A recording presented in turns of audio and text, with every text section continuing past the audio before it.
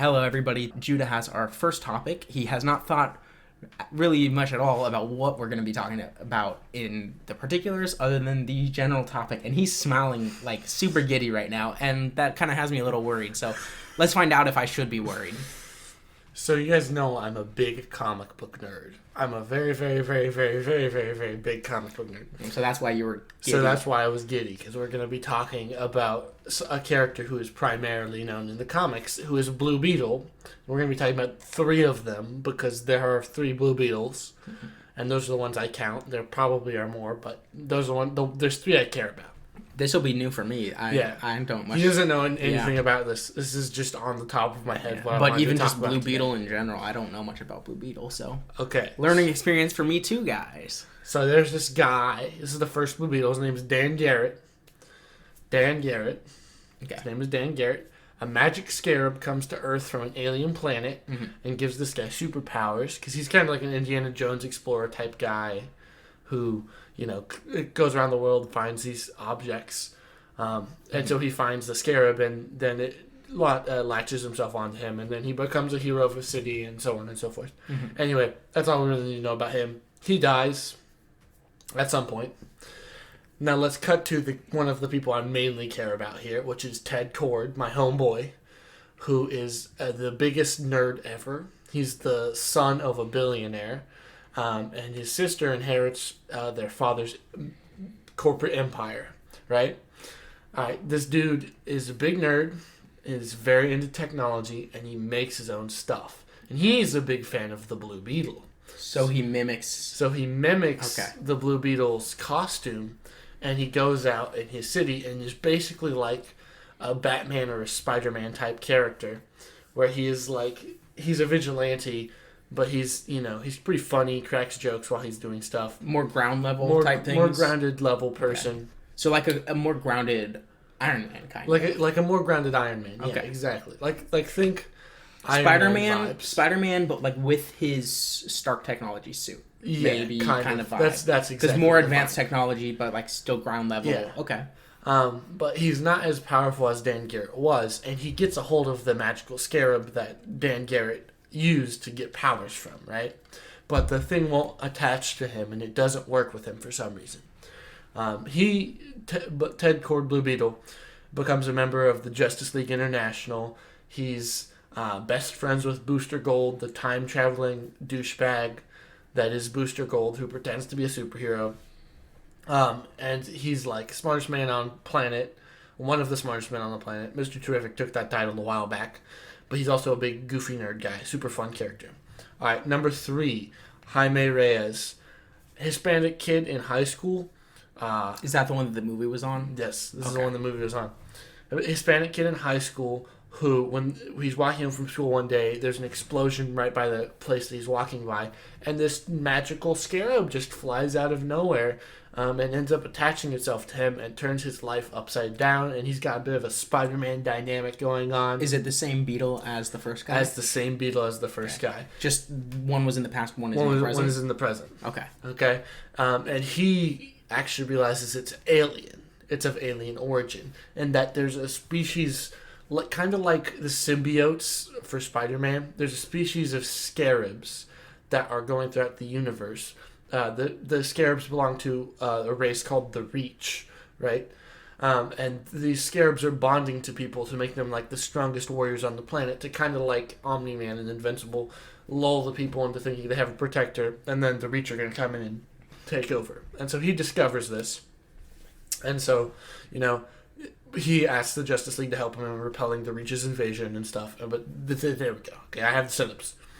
But what I want to see, and what we haven't seen, is like an MCU dynamic between the second and the third Blue Beetle. Because Ted Kord is super fun. Jaime Reyes is super fun, right? We got these two characters that are very distinct but share the same name. And we could do something fun with it. We could have mentor-mentee relationship. And they could go on adventures and they could fight each other's rogues. Because, part of the foil to Ted Kord is he had some more mystical and otherworldly kind of rogues, and compared to the person that Jaime Reyes has an otherworldly suit that gives him powers, and he fights more down to earth, like your average, someone got mad at a corporation, built a thing to fight them bad guys. You know what I mean? Yeah, yeah. And so I've just been thinking about this for a while, and I want it now because I think it would be cool. I want it now. I want it now. I want, a Blue Beetles where it's the both of them and they have to work together and navigate that kind of mentor-mentee paternal relationship, and they're throwing, some crazy villains at them. So this is a DC property? This is a DC... Well, fun fact, Blue Beetle was originally owned by the same people that owned Peacemaker back in the day, which I believe is Charlton Comics. I could be wrong about that. I'm pretty sure Charlton owned it back in the day. They owned characters, Peacemaker, Blue Beetle, The Question. They were competing with DC. They're pre-Marvel too, or even at the same time as Marvel, because the co-creator of Spider-Man, Steve Ditko, worked for Charlton, and he drew Ted Kord, Blue Beetle, and he drew The Question in his original series. So, yeah, so these characters are from Charlton, and Charlton was bought by DC in the late 70s. And part of the reason that DC did their big reboot in Crisis on Infinite Earths is they had characters from, like Shazam from Fawcett Comics, or Blue Beetle and these other people from Charlton, and they wanted to be able to incorporate them in there. That was kind of like this current reboot with Marvel. They're trying to get the Fox properties in the same universe. Exactly, that's exactly right. Okay, so.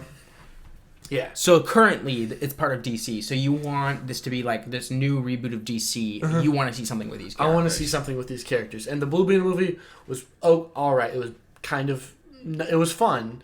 The main guy that was playing Jaime Reyes Blue Beetle was good. But other parts of the movie were just not, and kind of bad.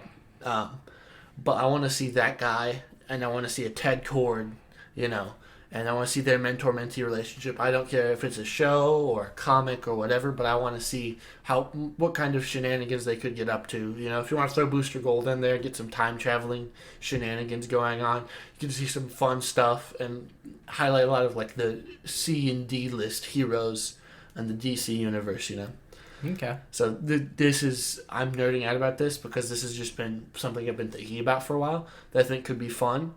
And I want to make a B or a D list villain from one of the main rogues, say with Batman you could get Clue Master, and they could go up against Clue Master, who is the ripoff of the ripoff of the Riddler, right? Mm-hmm. And then that could be one of the bad guys they face. Or in a Superman villain case, they could take Farm and Graft, who are a Jekyll and Hyde kind of villain character that Superman has to deal with, that, it's a different type of character. They could, you could just pick and choose from all of the villains that kind of are just villains, and you could tell a fun story with, okay, they have to overcome this dynamic. Okay, what's their relationship like? How do they relate to each other? Maybe Ted Kord is, trying to pretend that he's not aging up and pretend that he's cool and young and hip and a youth pastor or something. And Jaime Reyes is going through high school struggles, maybe romantic drama, whatever. I feel like there's so much that could be tapped and that's rich in that concept. So this has been on my mind for a while. Right. I've been nerding out about this. I think we need more Blue Beetle. I like Blue Beetle. He's one of my top 5 favorite DC characters. And I want him in a thing, and I want two of them to be a thing. So this is kind of just these are characters that you personally really enjoy, but you feel are kind of underutilized. Yeah, I think they have good origins, but there's not been really a good story told with them outside of their starting point. You know what I mean? Okay. And there's not an iconic Blue Beetle villain. There'll be arguments. People will be like, okay, well, this Black Beetle has appeared a bunch of times, right? But nobody really cares about Black Beetle. And I had never heard of Black Beetle. So, yeah. So okay, that makes sense. Why you would be? Do you have any thoughts on that? Yeah, I understand your longing, I guess, for having a good story about that, because when characters kind of go underutilized, it can feel you can get invested into a character, but then it's just there's nothing there for it. It's come on, let's do something. The poking with a stick. Do something. Do something. It's you just want something to happen so that you can kind of satiate that, but then it isn't. So with this new James Gunn era, That's possible, and It is. he is. It seems like he is willing to go for more of those underutilized characters and obscure characters. Yeah. So and also, like, a great part of both of those Blue Beetles is they have good team dynamics. Like Ted Cord in the JLI and Jaime Reyes in the Teen Titans, they are fun and they work in those teams very well. So I want to see them in those teams, but also be able to be independent of that. You know. Sure. Yeah. So that's my rant. That's what I have to say to nerd out about. You're nerd out. All right. Yeah. So I want to hear what Kirk has to nerd out about today. All right. I want to nerd out about the Paramount running, like what they're doing running Star Trek. Okay. As we've mentioned, even in the last main off the record episode, I'm a big Star Trek fan, big Star Trek nerd. I kind of started with Star Trek Voyager, actually, maybe 10 years ago or so. And it was just really interesting to me, just being totally disconnected from civilization, or their civilization, I guess, their federation, and how are they getting home? What are they doing in the meantime, essentially? And it took me actually a while to get into the rest of the properties, because it wasn't that, because that was just so distinct, and all the rest, it's like, oh, it's kind of set in the Federation. So it kind of took me a while to get into those things, but eventually I watched Star Trek Enterprise and Star Trek The Next Generation, and that's when I really got like hooked. And since then, I've been watching pretty much everything that's released. There's been a bit of a revival recently with Paramount running the show, essentially. So they've had Discovery, they've had Strange New Worlds, which is a spin-off of Discovery. They've had Lower Decks. They've had Prodigy, which was advertised as a kid's show, and I'll talk about why that was a problem. And then they're about to release Star Trek Academy, and I might be missing something in there, but that kind of goes to show that there's been a lot of things coming out the last couple of years. I think Discovery started airing in like 2015, 2016, something like that. So it's been going for 10 years. That's yeah. Good. So it certainly had a good revival period. But recently, they've been canceling shows kind of in their prime. They've been canceling. They canceled Lower Decks. They canceled Prodigy twice. They canceled. How's that work? I'll tell you. They canceled Discovery, and they're about to cancel Strange New Worlds, which is kind of the fan favorite right now. It's currently airing season 3, but they will cancel after 5 seasons. They've made that announcement. So coming up pretty soon, about 2 more years. So they're canceling these shows left and right, but they are still bringing some shows in. Like I said, they're starting Star Trek Academy. That's going to be set 31st century, far future kind of era, a time of trying to rebuild the Federation.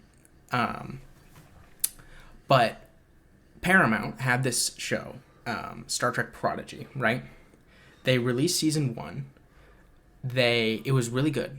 It was advertised as a kid's show, but I would say it's a kid's show in the same way that Avatar: The Last Airbender is a kid's show. So it's a kid's show. It's animated. It's, the main characters are themselves kids for the most part, but it's got some themes in it that older audiences can still like pick up on and follow along and be invested and interested in, like how Airbender was dealing with genocide for especially season 1 of The Last Airbender. The Star Trek Prodigy was kind of right at the beginning. It was slavery, and even like child labor slavery. Wow. It was it wasn't like a central theme of it, but it was in there. It was something that you can pick up on for older audiences to have like their fill essentially of stories. So but because of that, a lot of older audiences actually didn't watch it because they were like, oh, I'm not gonna watch a kids show, like that's not for me.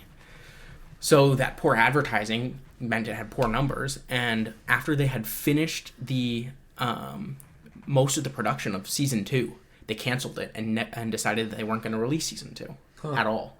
Now Netflix thankfully came and picked it up. There was a big fan outcry for somebody to pick up the series, and so Netflix did. They bought season 1, and they aired season 1 on Netflix, and then they released season 2.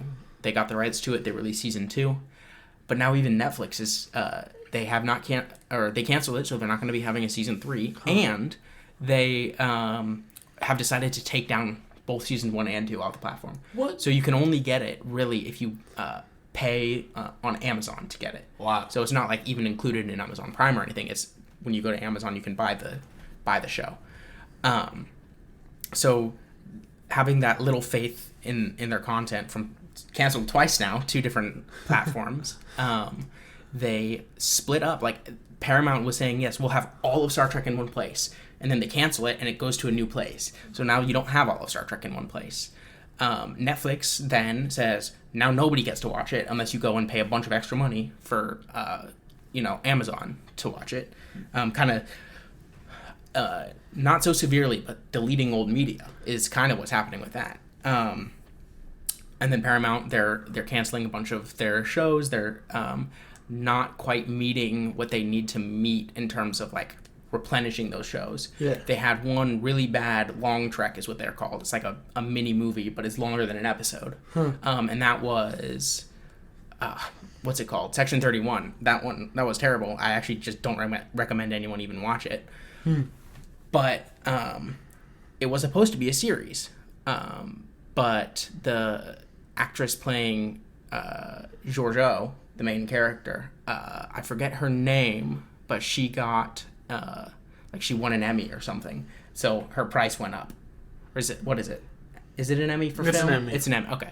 I don't want to mix up the film and the singing one. She wasn't singing, so obviously her price went up. So they weren't able to afford her for a full series anymore. So they just did a long trek, and it was a good idea. It just wasn't executed well. And all of this is coming in a time where they don't actually, they can't make mistakes. They don't have the money. They don't have the funds to make these mistakes. They're trying right now to have a merger with, I believe it's called Skydance. They need approval from the FTC to do that, which, as of right now, they're not getting the approval for it. But the FTC essentially is trying to, they have to approve all mergers of big companies like that because they need to investigate to make sure that a monopoly won't be formed from this. Now, Skydance and Paramount is not going to create a monopoly. Probably not.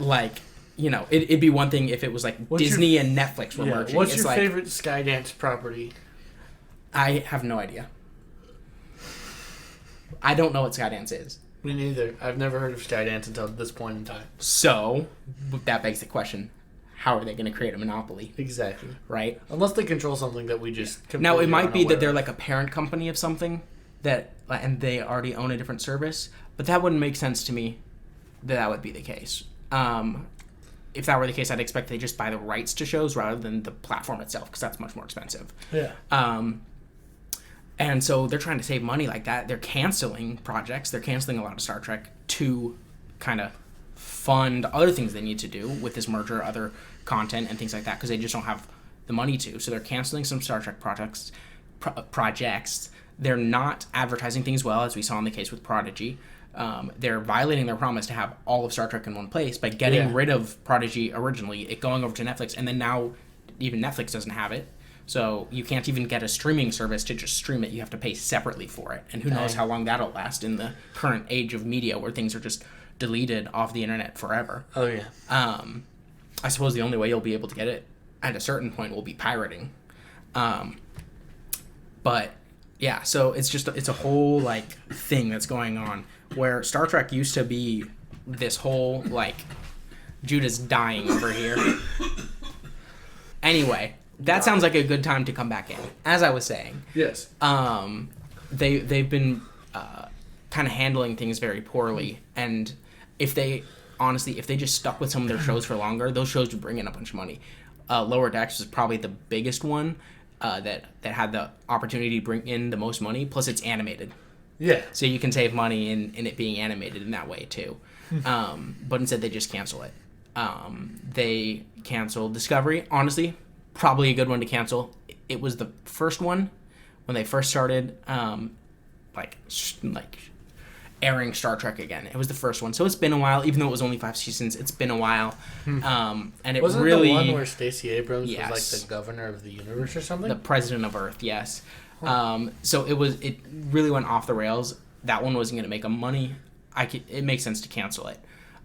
They shouldn't have. It was so rushed though. That's the other thing with a lot of these cancellations is that they're like rushing the cancellation. Everybody who's making the show, everybody who's acting in the show, everybody involved thinks, oh, we've got some time to resolve the storylines, and then just random announcements from Paramount. All right, we're canceling Discovery, and they had to rush a new ending. Like, they literally had to come back and record a new ending. Basically, the same thing happened with Lower Decks. Now, maybe there's some light on the horizon over here with Strange New Worlds. It is currently airing season 3.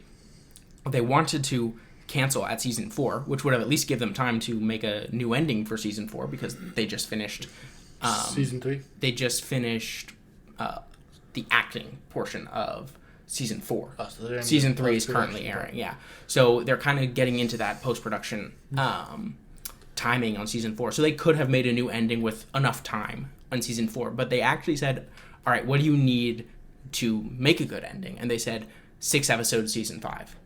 So it's not going to be the whole 8 or 10 episodes that they usually do. It'll be a limited season, but at least they were like, okay, we'll give you time to actually resolve the story. But still, this is one of the more popular ones. And they're canceling it. Yeah. Well, how big is Star Trek? On a scale of thing and thing and thing? Oof. It's really hard to tell. Yeah. Because of how Paramount is handling the whole situation, it's varying wildly. Some days Star Trek is the next big thing, and some days Star Trek is dead, and you never really know what's happening because Paramount never really knows what's happening because of this merger that's been in the works for since 2020. They've been trying to get this merger in. Really? It's been way too much. Wow. So yeah, I think all of these things are just adding together to make Star Trek kind of a bad viewing and fan experience right now, and I think it's hurting the Paramount brand that they're doing this. It's hurting their coffers so that Star Trek won't be able to get funded, and even other things that Paramount may be trying to fund won't be able to get funded because they're just hemorrhaging money on these poor decisions that they're making. Yeah. One thing that would really help is if they could just get this merger to go through, then they'd be able to stop focusing on that and just start focusing on making their content. But then they just need some consistency in their marketing and in their content. They can't be jumping all over the place. All right, we're making new shows. We're canceling shows left and right. We're, doing all of this. And the new shows, not too exciting, honestly. Yeah. So that's fair. I understand that. Just everything all together is making this not a great time to be a fan. Yeah. That's what I have to nerd out about. What do you think? Do you maybe see some parallels in DC with how they used to be poorly handling the properties? My favorite run, which really got me into DC Comics and Superman, was cut short because some hotshot writer came on and absolutely drove it into the ground, everything that was set up. Yeah. Right? And then it sucked to be a Superman fan until about the middle of 2023. So for about 5 years, it just sucked. Right. And, I understand that. They take all the time. You'll be like, oh, this is working so well. They have this artist on this book. They have this writer on here. And it's going well. And it may not be selling well, but the story is good, and people will like it when it's printed in trades, and those will probably sell well, better than the single issues, right? And then they're like, well, actually, we're just going to bring in some writer that is New Age thought, and will actually make us successful from Marvel Comics. Hot take, I guess not a hot take if you actually, there's no one that reads Marvel Comics anymore, and I'm not joking. The Marvel writers all really suck. Mm-hmm. They're not good. Yeah. And DC has so many talented writers and artists that they could just, if something's not selling well, maybe put a bigger name guy on it. But if, the fans of that character who are still going to that book still like it, don't just shove it because... Yeah. Sales. You know what I mean? That was Lower Decks. That was just, we need, let's save some money by canceling the show. This show was what was keeping you guys raking in money from Star Trek. Yeah. This was the only thing that was keeping a lot of people in Star Trek. And now you've pulled that away. And guess what? Some people will completely unsubscribe from Paramount because of that decision. Yeah. And probably already have. That's because that was almost a full year ago now. Yeah. It was this fall. So. But hey, everything has its falling time and everything has its downtime. Like I said, it sucked to be a DC fan for a good 5 years there. Mm-hmm. from the release of Batman vs. Superman until about the middle of 2023 was just rocky times. Yeah, right? Nothing can just continue either airing or being written or whatever forever without some lull periods. I mean, yeah. Doctor Who, that was canceled for a long time. It came back. Looks like it's going to be canceled again. Yeah. Star Trek, same thing. It was going for a while in like the 60s. Then it had a hiatus. Then it came back in like the 90s with The Next Generation, Voyager, all that. Then it was canceled. Well, there was also 2005 with Enterprise, but then it was kind of canceled. Yeah. There was the alternate universe movies, but they were movies, first of all, not full series, and the reception wasn't great. I love those. And then there was a bit of a... Looking back, they're good. Yeah. But at the time, people, weren't too interested, so there was a lull again. And then Star Trek came back in the form of Discovery, and we've had this whole time. It's not been the best stuff in the world, but at least it's been Star Trek. Yeah. And now, who knows, maybe there'll be another cancellation and a lull in Star Trek, and it'll be brought back. Marvel, it looks like... If they can't right the ship with the resetting of the universe Marvel might have a bit of a lull time the way DC has, and sometime in the future maybe they come back, and maybe even DC and Marvel keep like switching places, and the rivalry of the century or something, and they're just constantly going back and forth to whichever one is the popular one in the moment. Yeah. But when you're like a big fan, it kind of sucks. It does suck to see it go away, because actually, for me, it's Marvel, Star Trek, and Doctor Who. Those are kind of like my big three franchises, all going away, and they're all kind of dying right now. And DC, which is your favorite one, it's coming back. It's great for you, and it's actually kind of getting me hyped for it too. Yeah. So I do have some things to look forward to, but it can suck as a fan to have that cycle, 100%. To be on the back end of that cycle. Yeah, it's not fun. I understand the experience all too well. Yeah. Well, this was us nerding out. You can definitely tell that it wasn't scripted. Yeah, this is completely unscripted. So if we got things wrong, please comment with what we got wrong, so we can have some engagement. We need some engagement. Please tell us everything that we've ever done wrong. Yes. We're kind of over time right now by about 10 minutes. Probably my bad. That's Kurt's fault entirely. Please go in the comments and tell me that it was my fault and that it went too long. Please. We need the engagement. We're not going to do any rip-offs at the end of this show. Bye.